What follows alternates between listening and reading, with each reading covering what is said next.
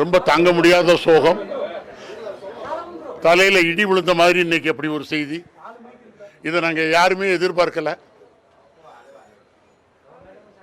நடிகர்களையும் நட்சத்திரங்களையும் சமமாக உயர்த்தி பிடித்த மிகப்பெரிய திரைக்கதை சக்கரவர்த்தி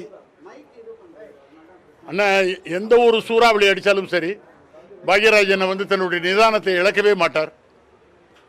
இன்னைக்கு இந்த விஷயம் எங்களை நிதானம் இழக்க வச்சிருச்சு.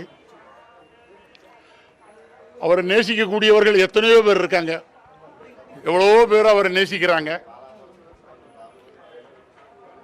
தமிழ் சினிமாவுடைய பாக்கியம் இன்னைக்கு மறைஞ்சிருச்சு.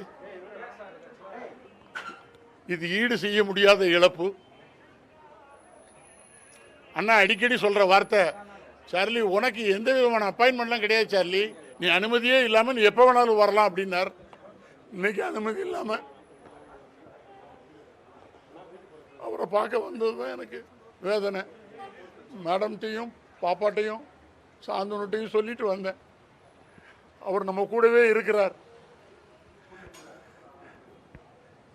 சாதாரண கலைஞர்கள் சாதனையாளர்களாக உயர்த்தி பிடித்த ஒரு சரித்திர நாயகன். அவர் ஒரு படைப்பாளி, இந்தியாவையே தலைநிமிர செய்த ஒரு தமிழ் படைப்பாளி. நீங்கள் எவ்வளவு புகழாரம் சூட்டினாலும் பாக்யராஜ் அப்படிங்கிற ஒரு படைப்பாளி, அவர் ஒரு மிகப்பெரிய சகாப்தம். அந்த சகாப்தம் காலத்தை வென்று என்னென்னைக்கு நிற்கும். அவருடைய குடும்பத்திற்கு